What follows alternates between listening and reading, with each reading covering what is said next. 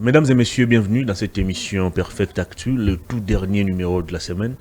C'est toujours un plaisir de vous savoir très nombreux devant vos postes téléviseurs en train de suivre ces rendez-vous axés sur le décryptage de l'actualité. Changement de la Constitution, le débat continue de faire couler beaucoup d'encre et de salive. L'UDPS, le parti présidentiel, passe à la vitesse supérieure.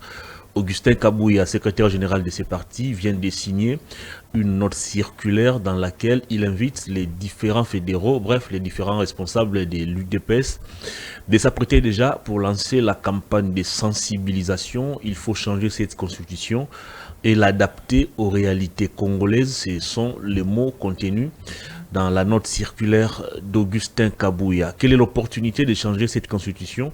C'est la question qui continue de se faire poser et sans toutefois avoir une réponse objective. On va aussi faire le point sur la situation des enseignants. Comme vous le savez, depuis la rentrée scolaire, le calendrier où les élèves n'étudient pratiquement pas. Dans certaines écoles, il y a la grève.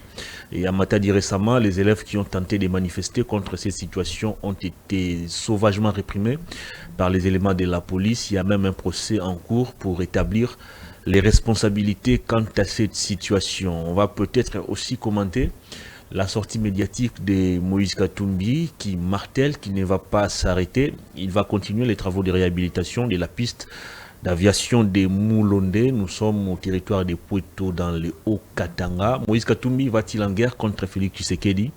On en parle dans cette émission avec le secrétaire général adjoint en charge de la communication et porte-parole du parti politique Congo Mon Héritage. Il s'appelle Jojo Maele. Bonjour, bienvenue.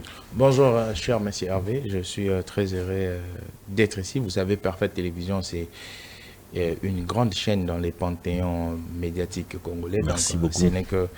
Ce n'est que normal lorsque vous nous appelez pour que nous parlions de ce qui concerne la République et puis avec les feelings patriotiques que nous avions, que nous puissions nous hâter pour venir. Donc par là, laissez-moi un peu être kilométrique pour saluer le premier citoyen de la République. Chez nous, on l'appelle le premier liquidateur, le président Félix-Antoine Tshisekedi, qui est le président de tous les Congolais, le président par ricochet de Moïse Katumbi, de Olive Lembe, de Joseph Kabila, de Martin Fayoulou. Est-ce que vous êtes obligé de citer encore ces noms? Vous parlez déjà de quelqu'un qui est président de tous les Congolais. Oui, et ces gens sont des Congolais. Ce que je suis en train de faire en logique, en logique, on appelle ça la déduction. Je pars d'un cas général pour tirer une particularité. Donc, si vous niez cette démarche, vous êtes en train de nier une démarche qui est scientifique. Donc, ce n'est pas moi qui ai inventé la logique. Il faut aller parler à René Descartes, à Socrate et à tous ces philosophes qui faisaient du syllogisme, mais ce n'est pas moi. Donc, je continue aussi par cette lignée pour saluer mon président, l'excellence Yvon Mundadi aujourd'hui. Comment il se porte? Il se porte absolument. Il est devenu pratiquement invisible.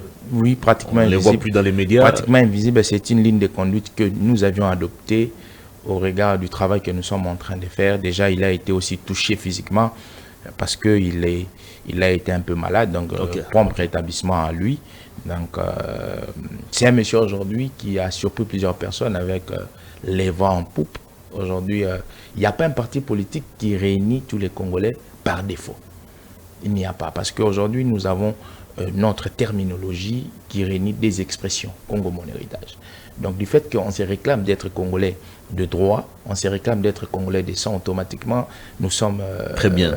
Vous êtes héritière de la République démocratique du Congo. Pourquoi pas aussi terminer en saluant l'un des rares Congolais qui sont sérieux et rares, l'inspecteur général des finances, M. Gilles Alinguetti, qui ne cesse de fournir des efforts, qui ne cesse de suivre les inciviques et les cannibales financiers. Nous avons vu il n'y a pas longtemps le travail des titans qui venaient de faire pendant l'inauguration du bâtiment. Donc, M. Gilles Alinguetti, coup de chapeau, il continue dans votre lignée.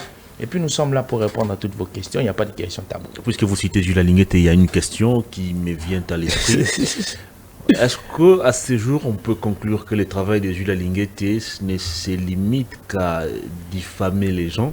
Parce que tous ces rapports brandis, aucun des accusés n'a été poursuivi jusqu'à la fin, jusqu'à faire la prison. Que se passe-t-il? Est-ce Jules Alinguetti qui ne fait pas correctement son travail ou c'est la justice qui est toujours malade? Vous savez, partons dans l'approche organisationnelle. Chaque structure est affiliée à des attributions.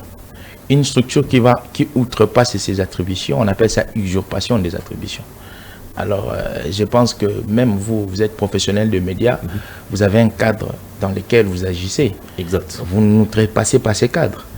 L'inspection générale des finances, c'est une structure de contrôle administratif qui a des attributions, qui est régie même par une loi. Donc, je pense que Gilles Alinguetti, lorsqu'il agit comme numéro 1 de l'IGF, il va agir sur base des prescrits, sur base des attributions. Il ne peut pas outrepasser. Donc, lorsque Gilles Alinguetti dénonce, fait des rapports, entre guillemets, on appelle ça diffamation. Non, il est dans ses attributions. Donc, je pense qu'il y a une autre institution qui doit relayer les institutions, au pluriel, les institutions judiciaires avec les différentes juridictions. Si les personnes ne sont pas arrêtées, il ne faudrait pas culpabiliser l'inspection générale des finances, parce que l'inspection générale des finances n'a pas de cachot, il n'a pas des OPJ, il ne fait que les contrôles et il rend les résultats du contrôle à l'acquis de droit. Donc c'est comme ça qu'il faut, appréhender cette question. Donc moi je pense que toutes les personnes... Mais ces rapports sont généralement révélateurs des faits très accablants. Détournement, corruption, surfacturation. Mais comment pour des infractions si graves comme ça, la justice ne se préoccupe pratiquement pas? Est-ce parce que dans le fond, il n'y a peut-être pas d'éléments probants? Vous savez, si aujourd'hui on dit que dans les fonds il n'y a pas des éléments probants, je partirai d'une thèse, la thèse de la clameur publique. Si on peut appréhender une personne par la clameur publique et par un document rédigé par l'IGF,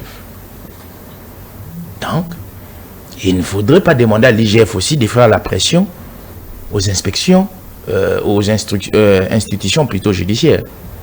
Demandons plutôt à l'IGF combien de rapports avez-vous fait sur base de ce que nous avions entendu. Comment est-ce que vous aviez fait votre travail, le contrôle. C'est comme ça qu'il faut demander à l'IGF. Si vous nous dites que de janvier à février, l'IGF n'a pas fait des rapports, là, peut-être on peut s'éteindre. Ce n'est pas ce que j'ai dit. Non, j'ai dit si. J'ai dit si. C'est une hypothèse. Des faits non, je ne pars pas dans ce chemin parce que l'IGF s'arrête quelque part. C'est quand vous dites au président de la République de donner une injonction qu'on arrête une personne. Non, le président de la République ne donne pas des injonctions qu'on arrête. Le président de la République, outre sa qualité d'être garant de bon fonctionnement des institutions, il est aussi limité par des attributions, d'où la beauté de la démocratie, la beauté de la séparation du pouvoir. Donc je pense que la séparation du pouvoir est aussi du niveau politique et du niveau administratif. Donc il n'y a pas une personne qui monopolise toutes les attributions du monde. S'il y avait cette démarche, on n'allait pas être dans la démocratie, on allait être dans l'aristocratie ou d'autres régimes politiques. J'ai reformulé ma question. Comment vous expliquez à ces jours la passivité manifestée par l'appareil judiciaire congolais dans le traitement des différents rapports établis par l'inspection générale des finances? Là maintenant, voilà, j'ai dit ceci. Dans mon argumentaire précédent, j'ai dédouané l'IGF parce que l'IGF a fait un travail. Maintenant, le travail procédural, nous venons dans l'appareil judiciaire. C'est là où il y a un problème. Nous avions vu, avant qu'atterrisse le ministre Constant Moutamba, nous avions parlé de la maladie de la justice. Et il y a une autre justice qui était malade, avec un système décorrompu. Je pense que vous le saviez. Je pense que c'est un peu cette anomalie qui a accentué la passivité. Parce qu'on peut rendre un dossier, l'IGF peut rendre un dossier à la justice, mais au regard de l'ancrage qu'a cette personne, au regard des relations, au regard des ramifications peut-être macabres qu'a cette personne, au regard aussi de l'aspect pécuniaire, la justice pourrait... Je vous dis, ça, ce sont les maladies que le président de la République a découvertes. Et il y a une thérapie qui est en train d'être mise en évidence par le ministre de la Justice. Vous le pensez? Oui, je le pense. Je le pense. Je le pense et je le confirme. Vous répondez quoi à ceux qui pensent que la justice sous votre régime, sous le régime Union Sacrée, est plus cruelle contre les opposants mais beaucoup plus accommodante contre vous du pouvoir. Vous pouvez détourner, vous pouvez surfacturer, vous pouvez même insulter à longueur de journée, vous ne serez jamais inquiété. Mais il suffit que Patrick Lokala puisse prendre la parole et critiquer un ministre ou un magistrat. Pouf, il y a les agents du parquet qui débarquent chez lui, qui vont même jusqu'à traumatiser ses enfants, les brutaliser, le malmener. Comment vous expliquez à ce jour le fonctionnement de notre justice, le traitement des dossiers? Il y a un Moukeba en prison parce qu'il avait peut-être commis une bourde dans son langage, dans son vocabulaire. Il y a un Safou qui est arrêté, on ne sait pratiquement pas pour quelle raison. Il y a cette Kikouni en prison. Les gens, peut-être par un excès de langage, ont commis une faute. Mais par contre, ceux qui détournent, ceux qui saignent à blanc les caisses de l'État sont libres. Sont arrêtés aussi. Ah bon? Je pense que je commence par les dossiers de votre confrère, M. Local. Je pense que nous sommes parmi les rares partis politiques. J'ai vu votre communiqué. Nous avions, c'est un communiqué qui a Ça m'a surpris même. Oui, nous sommes parmi, c'est pourquoi je vous dis, nous sommes parmi les rares parmi partis politiques aujourd'hui. On dirait même le seul parti peut-être les seuls partis politiques communiquer sur ces cas. Alors, nous avions communiqué sur ces cas, sur injonction de notre autorité morale, M. Yvan Moundadi. Pourquoi nous avions fait cela? Le président de la République veut une justice propre. Vous savez, les modes opératoires de la justice aujourd'hui, c'est ce qui blesse l'opinion. Alors, les modes opératoires de la justice, ça blesse l'opinion, ça discrédite aussi la personne du chef de l'État. Parce que le chef de l'État n'est pas pour ces modes opératoires. Pourquoi? Le chef de l'État est issu de la maternité de la démocratie. Alors, la matérialité de la démocratie exige dans ses piliers qu'il y ait indépendance de la justice, qu'il y ait égalité de tous devant la loi. Alors, je pense que cette manière de faire, nous avions exprimé par une expression la manière inhumaine, cette manière inhumaine de faire les choses. Congo Mon Héritage étant légaliste, étant un parti qui soutient le président Tshisekedi dans sa vision, on n'a pas été pour. Mais je dis aussi d'autant plus que je ne dédouane pas la responsabilité. D'un côté, je condamne les modes opératoires, la manière dont nos confrères, nos concitoyens sont arrêtés. Peut-être ils sont fautifs, mais la manière, les canaux par lesquels ils sont arrêtés, en tout cas, quelle que soit la gravité du problème ou de l'infraction qu'ils auraient plutôt commise, je mets cela au conditionnel, donc ils auraient commis, cette manière n'est pas bonne. Mais de l'autre côté aussi, pourquoi ces personnes sont appréhendées par la justice? C'est ça la question qui peut se poser. Je ne pense pas que M. Hervé, paisiblement, vous terminez à faire votre émission des hautes factures que vous faites avec nous comme ça, vous terminez à les faire et on va vous appréhender par la justice. Non. Lorsqu'on appréhende quelqu'un par la justice, c'est parce qu'il a des séquelles infractionnelles. C'est parce qu'il a outrepassé les règles du droit. Vous saviez, lorsque vous lisez la Constitution dans son article 62, il est écrit ceci, que tout individu doit respecter la Constitution et se conformer aux lois de la République. Donc ça signifie, si je dois parler, par exemple, je parle, j'analyse, je dois parler conformément à ce que dit la loi. Si je outrepasse ce que dit la loi, automatiquement, mes propos deviennent ou entrent dans la zone infractionnelle. Et les praticiens du droit doivent faire quoi? Doivent m'interpeller. Donc, je pense qu'aujourd'hui, tu sais qu'il dit, certes qu'il y a certaines arrestations, mais il y a aussi une largesse dans le domaine médiatique. Nous n'avions pas fait les médias seulement sous le président Tshisekedi. Nous avons eu la grâce de commencer les médias sous le président Kabila. Mais ça, c'était encore pire. C'est rare, je vous dis, c'est rare. Allez demander à RL Télévision, c'est que ils ont vécu. Il y a des chaînes qui ont été arrêtées. Vous savez qu'il y a des chaînes qui ont été émises à fonctionner sous l'accord de la Saint-Sylvestre. Par exemple, Canal Kin, CCTV, qui ont été suspendus parce qu'ils ont eu une tendance de l'opposition. Mais ces chaînes-là ont été permis de fonctionner sous l'accord par la décrispation politique. Donc, tout comme actuellement, il y a des médias qui sont pratiquement la cible du CESAC. Il y a des médias qui sont là. Il suffit que Bolo je passe ici, le jour d'après, c'est une invitation. Les médias sont la cible du CESAC, Conseil supérieur de l'audiovisuel. Dites-moi. Certains médias, pas tous les médias. Il y a certains médias qui ont été suspendus dans le passé. ne passant pas par les conseils supérieurs de l'audiovisuel. On vous dit seulement les médias sont suspendus. Un média, deux médias sont suspendus. Aucun communiqué du conseil supérieur de l'audiovisuel. Parce qu'il y avait un tout-puissant, un magistrat Dixit, un maître qui dit. Donc je pense qu'aujourd'hui, je dois respecter. Vous savez, quand vous regardez les opposants passer à la télévision, moi je respecte tous les opposants. J'ai cette éthique-là, cette lignée, que ce soit éducationnelle, des bases éducationnelles, dans mon parti Congo, mon héritage, nous respectons, mais parfois les opposants outrepassent. Je vous donne par exemple le président, excusez-moi, parce que nous avons un seul président, M. Alain Bolodjoa, qui a son parti politique. Vous voyez sa ligne communicationnelle. Prenez la ligne communicationnelle d'Alain Bolodjoa, faisons une approche scénariste, remettons-le dans les régimes Kabila. Faites aussi marche arrière, 5-7 ans, voyez les comportements de l'UDPS dans l'opposition. Dans les émissions. Comparez cela. L'UDPS dans la rue ou dans les émissions ou dans les médias. Je parle de médias. Non. Je vais vous citer des noms. Hein. Il y a des gens même qui sont... Dans les médias. Certains sont... Allez-y dans les médias. Déjà décédés. Dans les médias, dans une ligne de conduite comme... à leur mémoire, une ligne de conduite comme ils ont maintenant là. Les gens de l'université du mensonge, du Fadenhouse. Ils n'ont pas ça. Ils ont une largesse. Aujourd'hui, ils chosifient les chefs de l'État. Ils dénigrent les chefs de l'État. Mais c'est ce que vous avez fait hier dans l'opposition. Chosifier les chefs de l'État.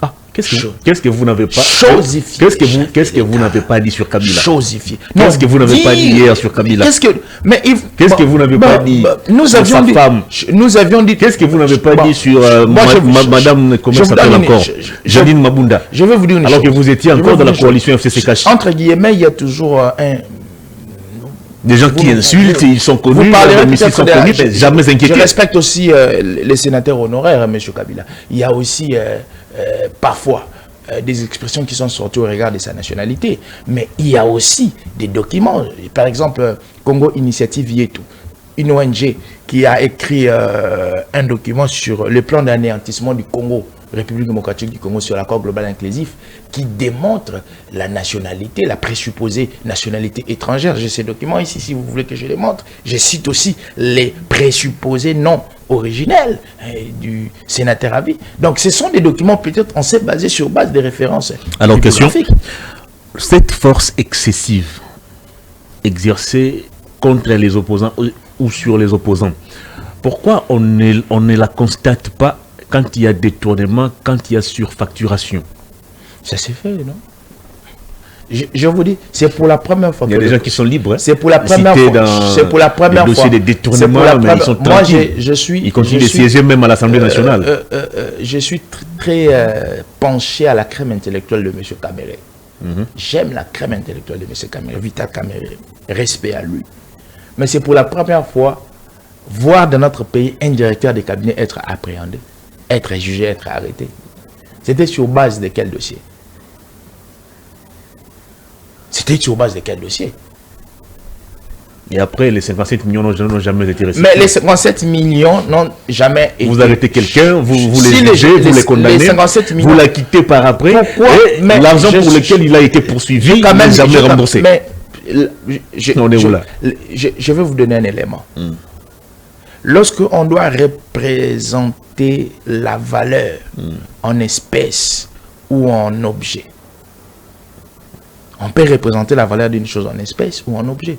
Les téléphones que j'ai ici, ça peut représenter $50. Ça, c'est la représentation en objet. M. Vital Kamere, il a été dédouané par la justice parce que la justice congolaise nous a dit qu'il y avait des maisons préfabriquées dans les ports de Lobito et lorsqu'on est en train de réunir tous ces éléments de puzzle par rapport au dossier de M. Vital Kamere, 57 millions. C'est ce qui aurait été atteint 57 millions. Donc, les 57 millions est justifiable au regard de ce qui a été acheté et au regard de ce qui a été fait. Merci beaucoup. Je vous en prie.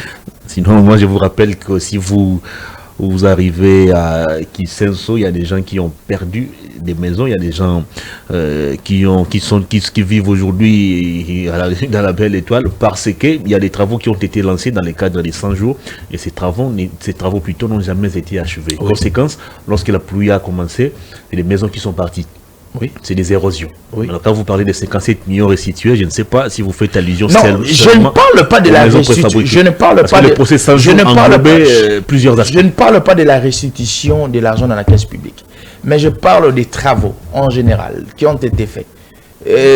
Si je m'abuse pas, les sauts des moutons aussi entrés dans le procès 100 jours. Merci.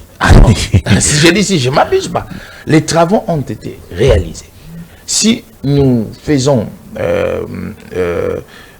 nous mélangeons plutôt un condensé des travaux réalisés, des matériaux achetés, nous faisons un condensé, un mélange.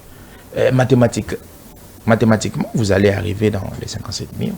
Merci beaucoup. C'est pas moi qui l'ai dit. Ça, c'est l'argumentaire de la justice. Merci. C'est sur base de cet argumentaire que M. Vital Kamerhe a été dédouané. C'est pas moi qui l'ai dit. Et pour les projets, pour les... 145 territoires. Non, pas ça. Pour l'affaire forage, lampadaire et consorts, où en sommes-nous? Pour l'affaire ceux qui étaient en prison sont libres. Robota a quitté la prison. Mais Nicolas est encore à l'Assemblée nationale. J'en appelle. Bon, au fait, M. Nicolas Kazadi, je pense qu'il était financier, mais il faudrait qu'on commence par les contractants.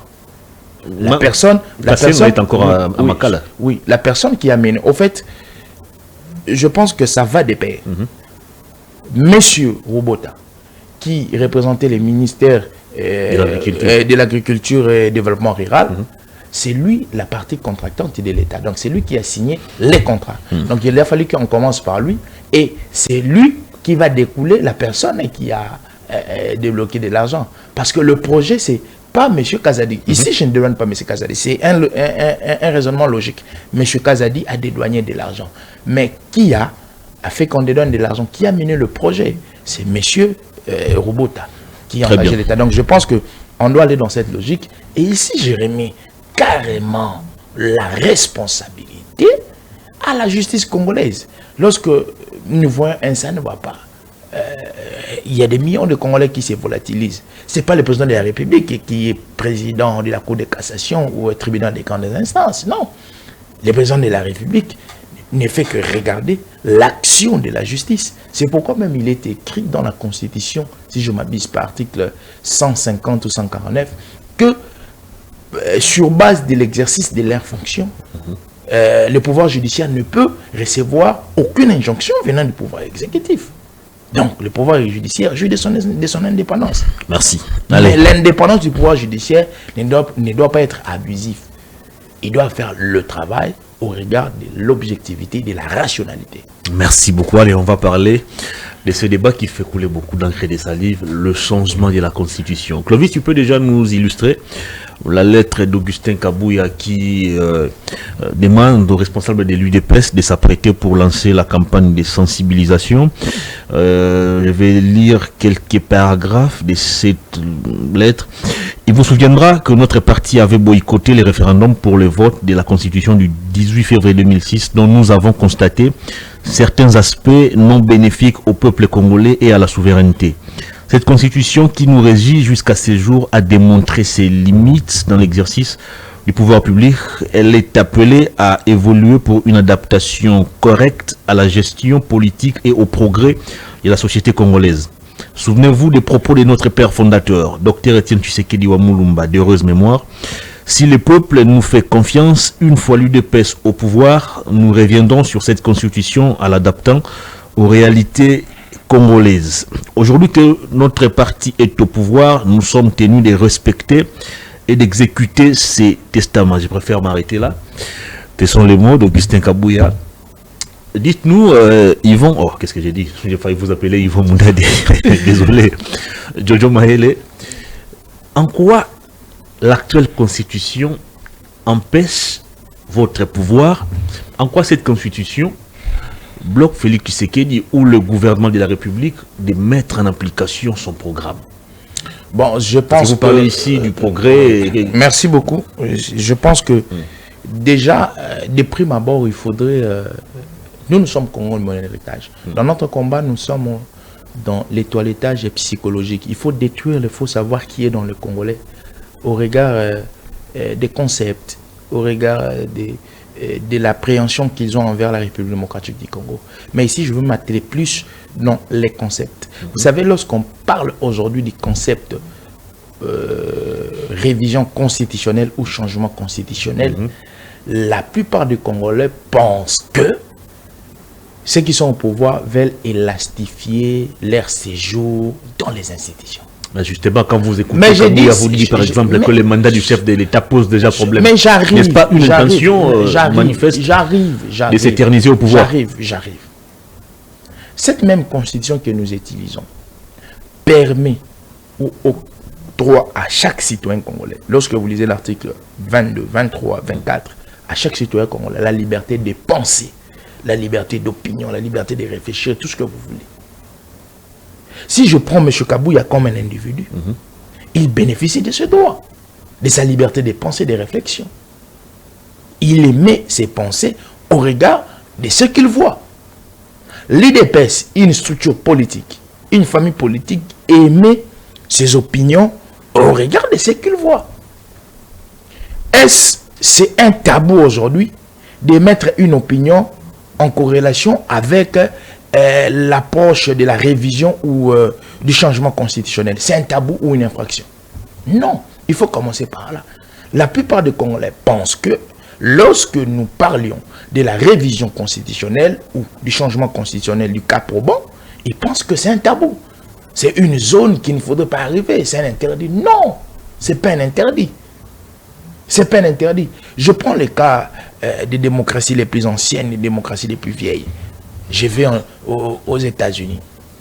Du cas, regardez leur constitution. Ils les ont amendés combien de fois? Je pense plus de 20 fois. 25 ou 26 fois. Les démocraties les plus vieilles. Nous avons modifié notre constitution ou amendé, si vous voulez, combien de fois? Une seule fois. C'est sur base de quoi? C'est sur base des circonstances. Là, maintenant, je reviens sur l'argumentaire de M. Kabouya. Pourquoi on change la constitution? Ou soit pourquoi on la révise? Je scinde toutes les deux questions à la fois. On la révise ou on la change lorsque on trouve que les réalités sociétales ne collent plus avec les textes. Quelles sont ces réalités? Parce que je vous donne cet élément. Moi, je vais vous donner la constitution n'est pas avec nos réalités. Quelles sont ces réalités congolaises qui ne sont pas contenues dans cette constitution? Je vais vous donner un exemple aujourd'hui. Je vais un peu fuir l'angle du pouvoir. Nous sommes dans les champs des partis politiques.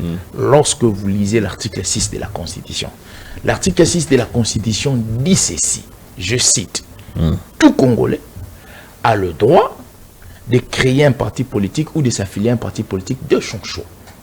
Je m'arrête au verbe créer.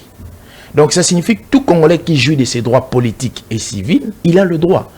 Alors, cet article nous amène à une conséquence. C'est quoi la conséquence? La prolifération des partis politiques. Aujourd'hui, nous en avons plus de 900 partis politiques. Mais justement, parce que les différents régimes qui ont dirigé ces pays n'ont pas créé des mécanismes pour que les gens puissent se retrouver dans l'administration publique. La Constitution, c'est d'abord la Constitution qui dit. La Constitution laisse un boulevard énorme. C'est d'abord la Constitution. Avant que les régimes créent, il faut que la Constitution régularise. La Constitution, c'est le magister dixit de la société.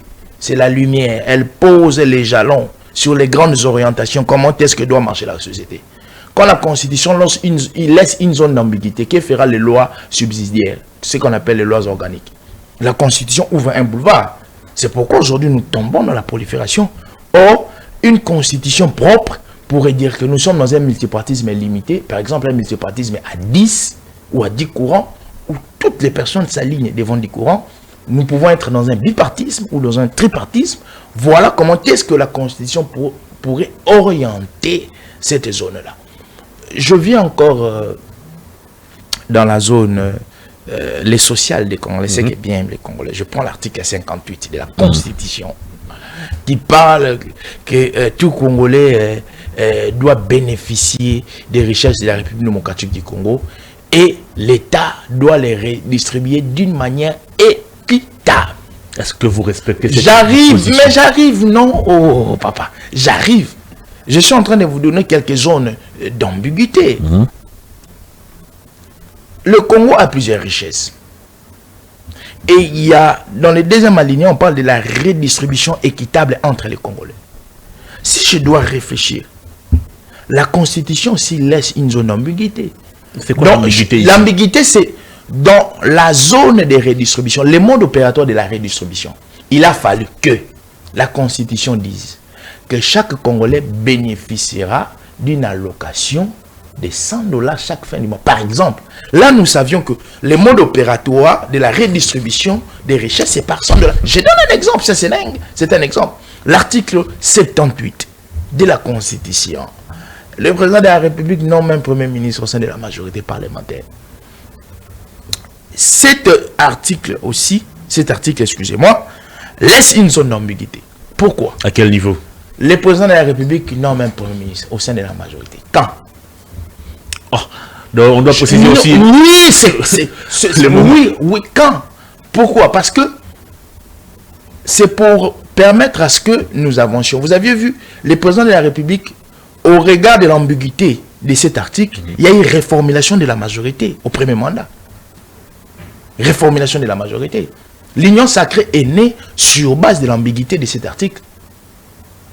Parce que la Constitution ne fixe pas quand est-ce que le Premier ministre doit être nommé. Par exemple, la Constitution dit ceci: le Premier ministre est nommé plutôt au début de la mandature, peut-être 10 jours ou 30 jours après la confirmation du mandat officiel du président de la République. On a une temporalité exacte. Si nous avons eu toutes les gymnastiques que nous avions eues ici, incessamment, c'est parce que la Constitution a laissé une zone d'ambiguïté. La Constitution dit seulement, donne seulement une précision sur le mandat du président de la République. En disant, après la confirmation de la CENI, 10 jours après, le président de la République prête serment, 10 jours après, il entre en fonction. Mais il faudrait que la Constitution puisse sécuriser. Je vous donne encore un exemple. Nous avons déploré les rajeunissements de la scène politique. La Constitution ne limite pas les mandats de ce qu'on appelle les représentants du peuple. Les députés, ils ont un mandat illimité. Pourquoi pas la Constitution pour aussi limiter leur mandat? Parce que ce sont les réalités que nous déplorons. Les rajeunissements de la scène politique. Pourquoi les mêmes figures reviennent toujours? Ce sont les réalités congolaises, non? On veut faire une rotation aussi de la crème intellectuelle.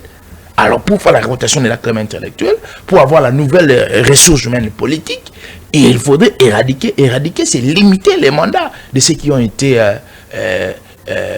représentants du peuple. Peut-être, on va dire, après 4 mandats successifs, tu ne peux plus te représenter. Nous avons un problème encore.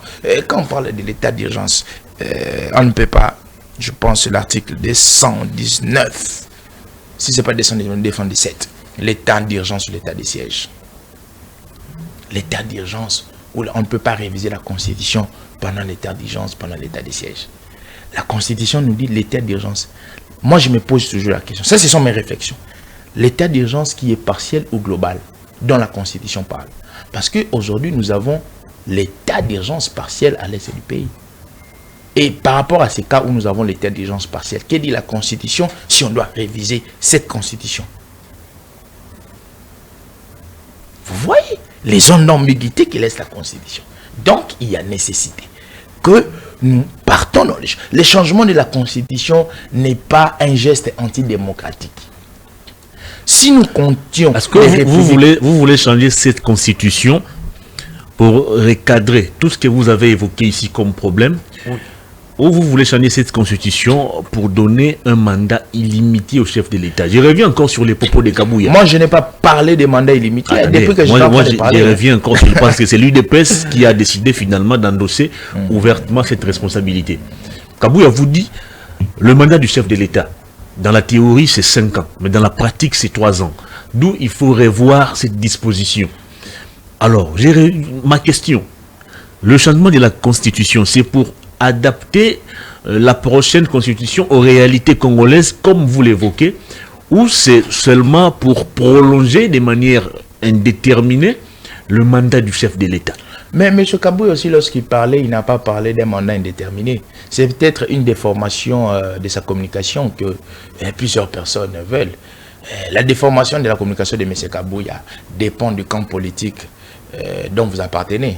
ceux qui sont de l'autre Mais côté. quand quelqu'un vous dit les mandats c'est 5 ans, Mais dans la théorie, mais dans la pratique c'est 3 ans. En fait, c'est ce qu'on appelle l'analyse, non? Il est en train de décortiquer, il est en train d'entrer dans le fond de ce qui s'est fait.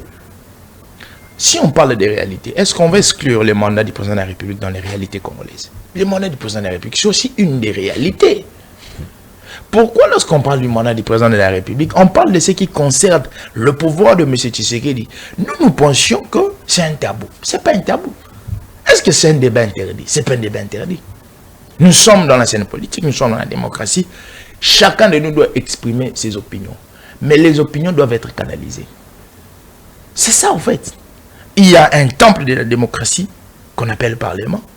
Je pense que tout ce que nous disions, il y a les représentants du peuple qui peuvent les prendre. Il y a plusieurs représentants. Au début de l'émission, j'ai parlé de la chaîne Perfect Télévision comme une chaîne qui se classe dans les panthéons des médias congolais. Donc je pense que lorsque nous parlions, que ce soit ceux de l'opposition, que ce soit ceux de la majorité, lorsque vous présentez vos émissions, ceux de l'opposition, ceux de la majorité, vous suivent et ils tirent des éléments de langage pour aussi aller présenter à l'hémicycle. Donc je pense qu'aujourd'hui, je m'arrête dans la sphère de la déformation de la communication de M.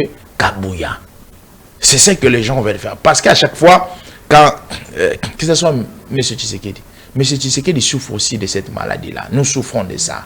Qu'à chaque fois M. Tshisekedi parle, il y a toujours une déformation. Pourquoi? Parce que ceux qui sont de l'opposition, ils sont trop faibles. Il manque un narratif. Alors, ils s'accrochent chaque fois au narratif, aux propos de nous qui sommes au pouvoir pour se faire un narratif. Mais malheureusement, le peuple congolais est déjà éveillé. C'est peut-être vous qui êtes au pouvoir qui manquez des bons conseillers en communication pour orienter votre communication. Non, les communications ont été toujours... On revient dans les débats. Alors dites-nous, parlant même du social des Congolais, quel est le projet lancé par le gouvernement qui a connu un blocage par la Constitution? Quelle est cette disposition de la Constitution qui empêche au pouvoir en place de se battre pour augmenter le pouvoir d'achat des Congolais? Quelle est cette disposition de la Constitution qui empêche au pouvoir en place de récupérer nos territoires conquis à ce jour par des rebelles? Parce que vous estimez que c'est la Constitution qui empêche la bonne marche de la République. Moi, je vais vous donner un exemple. Partons dans ce qu'on appelle les barèmes salariales. Vous savez, aujourd'hui, la Constitution ne nous décrit pas un mode par excellence. Non, mais oui, vous m'avez posé une question. Mais laissez-moi répondre aussi. Allez-y, vous êtes libre. La Constitution ne nous décrit pas un mode opératoire du barème salarial.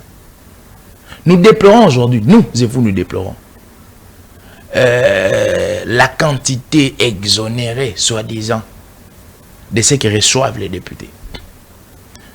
Dites-moi quel est l'article de la Constitution qui vous dit que les émoluments, les avantages, tout des députés revient autant. Dites-moi.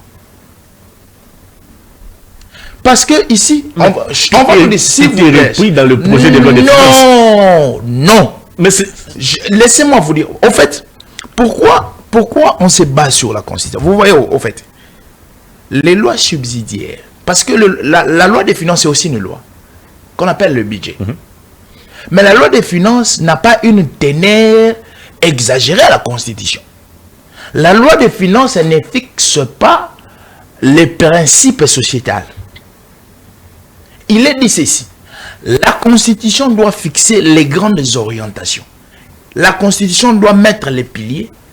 Et le développement de ces piliers, ce sont les lois subsidiaires qu'on appelle les lois organiques.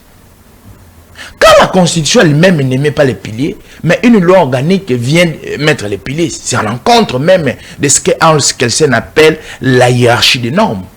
Pourtant, vous avez cité ici l'article 58, je pense qu'il l'article, c'est une ambiguïté. La redistribution, mais posez-moi la question, c'est quoi la redistribution équitable? Comment on va redistribuer? Je suis congolais, vous êtes. C'est que soit qui Kinsenso, je salue son Congolais. Comment il doit avoir les modes opératoires de cette redistribution équitable? C'est ça dont je parle. Mais la Constitution ici fixe déjà les grandes lignes. Bon, dites-moi, quelle est là, au niveau de la loi des finances, il revient au député dites-moi, quelle est la loi, cette loi portant fonctionnement, organisation de la redistribution des richesses de la République démocratique du Congo. Quelle est cette loi? Oui, nous avons un problème. La Constitution doit fixer par des articles les salaires du premier fonctionnaire et du dernier fonctionnaire. Mais c'est par exemple, c'est connu. Si vous entrez aujourd'hui au site du ministère du budget, vous allez retrouver les salaires de tous nos responsables. Vous parlez du ministère du budget, moi je parle de la Constitution. Mais la Constitution a fixé le principe. La loi des finances, je n'ai jamais vu. La Constitution parle des émoluments, voilà, avec un français un peu kilométrique. Des avantages. La Constitution s'arrête là.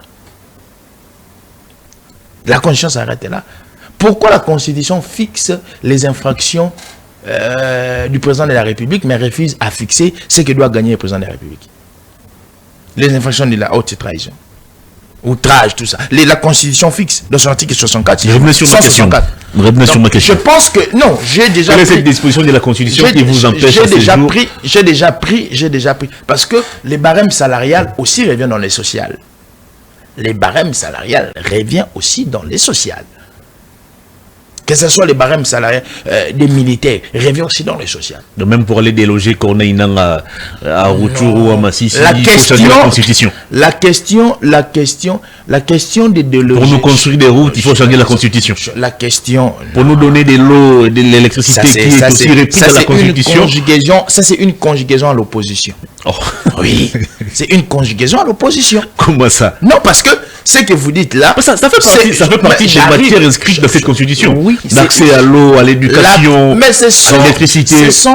En fait, on n'en a pas. Il faut. C'est aussi une faute. Il faut exactement. Alors, pourquoi vous? Moi, je vous dis. Pourquoi ne pas commencer d'abord par respecter ce qui est établi avant de penser au changement? Je vous dis aujourd'hui. Vous embrassez la question sécuritaire. Cette question qui outrepasse même la question des textes. C'est une question qui s'assoit sur... si vous voulez mieux comprendre cette question, il faut s'asseoir sur l'approche géopolitique.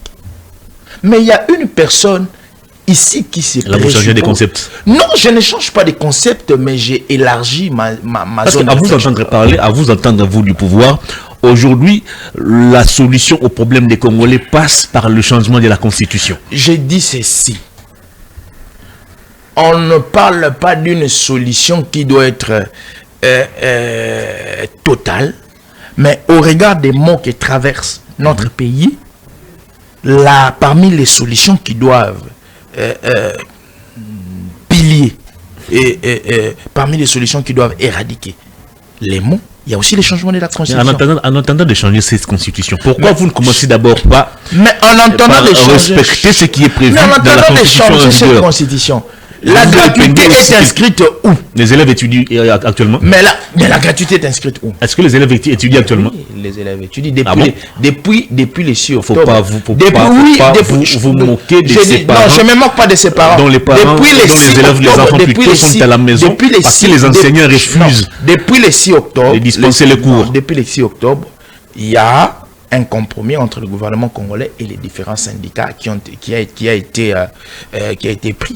Donc, je pense que c'est depuis le 6 octobre. C'est 6 octobre. Depuis le 6 octobre, il y a un compromis, gouvernement congolais et les syndicats. Donc, c'est de ça que je suis en train de parler. Mais je reviens rapidement parce que vous allez dire que je fuis votre question. J'arrive sur la scène sécuritaire où je me bats. J'ai dit, ça outrepasse même les questions des textes. Mais il y a un monsieur qui est de l'opposition qui récemment nous sort un concept abusivement, mais qui s'affilie qui plutôt voudrait, excusez-moi, s'affilier à l'esprit du sénateur à vie, voudrait nous remettre toutes les personnes qui ont tenu les armes contre la République. De qui parlez-vous? Messieurs, excusez-moi de ne pas citer les noms pour ne pas faire la publicité, les leaders politiques de l'ECD nous sortent dans les placards le concept de dialogue qu'ils utilisent abusivement. Mais dans le concept de dialogue, et il y a la remise sur table de ceux-là qui ont tenu les armes contre la République. Il y a la question de Nanga qui aujourd'hui... C'est d'après vous? Parce que vous n'avez pas consulté le cahier de charges de Martin Fayoul. pour lui prêter ses J'entre dans intentions. J'entre dans l'esprit de la communication de M. Fayulu. Alors là, vous tombez dans l'absurdité. Non, parce que lorsque vous entrez dans l'esprit de la communication de M. Fayulu et de M. Tshisekedi et de M. Kabouya, c'est pas l'absurdité. Quand c'est nous maintenant qui entrons dans l'esprit de la communication... Je n'ai pas pénétré la pensée de Kabouya, malheureusement. Mais quand... Moi, je me limite à vous poser des questions. Mais quand vous me posez des questions sur des choses qu'ils n'ont pas dit, c'est quoi? Comment ça? N'est-ce pas Kabouya avait parlé du mandat du Mais quand il parle du mandat du président, du chef de l'État, quand il parle du mandat du chef de l'État, est-ce que ça, la dimension de s'éterniser au pouvoir? Quand il parle du mandat du chef de l'État, est-ce que c'est la dimension de s'éterniser au pouvoir? Et quand Fayulu vous parle du dialogue, là maintenant, j'arrive. Lorsque je réfléchis dans ça, quand il parle du dialogue, il voudrait faire revenir sur table des personnes comme des Nanga. Or, vous avez au sein de l'Union sacrée des gens qui ont tenu aussi des armes par le passé. Mais nous ne voulons plus cette formulation. En quoi Nanga est différent de tous ces gens? Nous ne voulons plus cette formulation-là. Cette formulation a été utilisée par M. Kabila. Nous avons les répercussions jusqu'aujourd'hui. Vous l'utilisez aussi. Nous avons les répercussions. Il y a des anciens rebelles qui sont avec vous. Ils sont ministres, ils sont députés, des anciens rebelles, ils sont mandataires publics. Sur base de la configuration léguée par M. Kabila. Quel est ce forum que M. Tshisekedi a organisé avec le pouvoir en place pour faire revenir ceux qui ont tenu les armes contre la République démocratique du Congo? Quel est ce forum? Dites-moi. Il n'a pas tenu des forums, mais au moins il a reconnu qu'il y a un ministre de son gouvernement passé qui avait fait loger ou héberger à Kinshasa ici des rebelles. Oui, mais ce n'est pas un forum. Ici, nous parlons des forums, des assises, des accords. Par exemple, si on s'y réfère à l'histoire, le 23 mars 2009, le gouvernement congolais signe un accord avec le groupe rebelle qu'on appelle CNDP, de Laurent Kunda Batouare. La réinsertion de plusieurs personnes, la transformation du CNDP en parti politique. C'est sous Tshisekedi ou c'est sous M. Kabila? Donc, je lis déjà l'esprit de cette personne. Donc ici, je suis en train de vous dire, la Constitution vous empêche de reprendre les territoires conquis par les rebelles. Ne nous empêche pas. Alors faites-le, parce qu'il y a quelqu'un qui a prêté serment. Je vous ai dit, la question sécuritaire de préserver l'intégrité territoriale de la RDC. Dites-moi, il est prévu dans la Constitution de réinsérer les rebelles dans l'armée. La réinsertion des rebelles dans l'armée crée l'infiltration et la traîtrise. Ça outrepasse la question constitutionnelle. Pourtant, vous aviez trouvé une armée organisée. Nous avions trouvé professionnelle. Papa. Parfois, quand on est chef de l'État, il y a des communications qui sont systématiques parce que la question sécuritaire frise. On ne peut pas dire que nous... L'organisation, c'est quoi? L'organisation, c'est la hiérarchie. Mais les contenus de l'organisation, c'est la pourriture. C'est la pourriture. Donc le président allait déclarer la guerre contre le Rwanda avec cette pourriture. Parce que durant la campagne électorale, quand le président a demandé, vous savez, c'est un chemin, c'est un processus. Quand le président est arrivé au pouvoir, quand le président a déclaré cette déclaration, excusez-moi pour la tautologie, de faire la guerre contre le Rwanda, il y a un travail de titan qui a été déjà abattu, un travail de toilettage qui a commencé. Celui qui était chef d'état-major, lorsque Tshisekedi, président de la République, a atterri au pouvoir, c'est pas celui qui était chef d'état-major lorsque le président Tshisekedi a déclaré voulant plutôt faire la guerre au Rwanda. Des choses différentes. La corporation de l'armée quand Tshisekedi est arrivé et la corporation de l'armée ou la configuration de l'armée lorsqu'il a déclaré, ça n'a pas été la même chose. Ça n'a pas été la même chose. Donc, les cartes, les données sont différentes. Une fois, appelez-moi. Je vous montrerai les pesanteurs internationales et historiques sur la question sécuritaire de la République démocratique du Congo. La République démocratique du Congo fait face à ce que nous appelons les complots internationaux. Et ce complot international qui met en évidence les grandes puissances, les pays béquilles et les nationaux. Merci beaucoup. On a terminé cette émission. Merci beaucoup. La caméra est devant vous. En quelques minutes, votre dernier mot, puis on va se séparer. Si je dois dire un dernier mot, je partirai du credo de Congo, mon héritage. Je vulgarise ces messages à tous les Congolais. Ne jamais suivre Nanga. Ne jamais suivre Nanga. C'est un égaré. C'est quelqu'un dont le Congo, vous savez, quelqu'un comme Nanga. Le Congo lui a donné des véhicules. Moi, le Congo m'a jamais donné des véhicules. Le Congo lui a donné des maisons. Moi, le Congo ne m'a jamais donné des maisons. Le Congo lui a donné des passeports diplomatiques. Moi, le Congo ne m'a jamais. Mais outre tous ces biens, il a choisi de trahir le Congo. Tout comme aussi il y a quelqu'un qui est né dans la bourgeoisie, il a tout trouvé, il a tout hérité. Mais à un moment donné, il avait décidé de prendre les armes contre le Congo. Non, contre une personne. Non, contre les Congos. Contre une personne qui a aussi pris... Parce qu'il n'a jamais tué cette personne. Les contextes politiques... Personne, mais par contre, c'est des milliers de Congolais. Si vous voulez que j'amorce la question, j'amorce cette question. Il a décidé de prendre les armes. Il a décidé... Jean-Pierre Bemba a décidé de prendre. Moi, je n'ai cité personne. Non, vous parlez de lui. Le ministre, l'excellentissime Jean-Pierre Bemba. Je suis pas responsable de ce que vous comprenez de ma... Mais pourquoi vous ne voulez pas que je perfore votre communication? Allez-y. Apparemment, vous aviez peur. De qui ou de quoi? Mais parce que vous ne voulez pas que je puisse perforer votre communication. Je suis très sécurisé par la loi. J'aime ça. J'aime ça. Mais sous les régimes cannibalistes, on ne pouvait pas dire ça. Très sécurisé par la loi. Ah bon? Bravo à M. Tshisekedi. Très sécurisé par la loi. En tout cas, les journalistes sont sereins. Je suis très heureux. Je suis très content du travail abattu par l'excellentissime ministre de la Communication, le président de la CESAC, M. Christian Bossébi. Voilà comment est-ce que les journalistes se sentent en sécurité. Voilà un journaliste propre. Un journaliste qui refuse les maquillons. Oh. Vous voyez, vous êtes propre. Vous êtes resté dans votre ligne. Vous êtes dans votre logique. Vous faites votre travail. Mais lorsque vous outrepassez les lignes, vous entrez dans les maquillons, c'est lorsque vous n'êtes plus sécurisé par la loi. Donc, je rentre en disant qu'il est certain que nous aimions le Congo. Un jour, nous partirons. Un jour, on va s'asseoir sur nos chaises de vieillesse et on va raconter aux générations futures le travail que nous avions abattu. Le Congo, c'est notre héritage. C'est un acquis légué par nos aïeux. Nous avions la responsabilité de transformer, de polir le Congo comme un don spirituel qui doit produire des fruits. Aimons le Congo. Jojo Mayele, merci pour votre disponibilité. Je vous en prie. Mes salutations à M. Yvon Mundadi. Oui, salutations. Déjà, quand je vais terminer... Nous sommes très impatients de les revoir ou de les retrouver. Oui, il va revenir et puis il va revenir en bonne et due forme parce que je vous ai dit, tantôt il était même touché sanitairement. Par là aussi, par ricochet, je salue le travail de Titan Kaba, celle qui est derrière M. Yvon Mundadi, Maman Gloria, toujours cette femme de conseil, cette femme de prière, donc qui soutient beaucoup. L'héritage. Donc, beaucoup de Mabanga. Non, ce ne sont pas des Dibanga. C'est au fait, lorsque nous plébiscitons les travails que font les hommes. Très bien. Allez, ça en est fini. Grand merci à vous, mesdames et messieurs, d'avoir suivi cette émission. Mais je vais d'abord faire un clin d'œil spécial à Madame Nadège Moutouti Webs qui commémore sa naissance depuis l'Europe, je pense. Joyeux anniversaire, femme brillante, femme intelligente, femme très dynamique.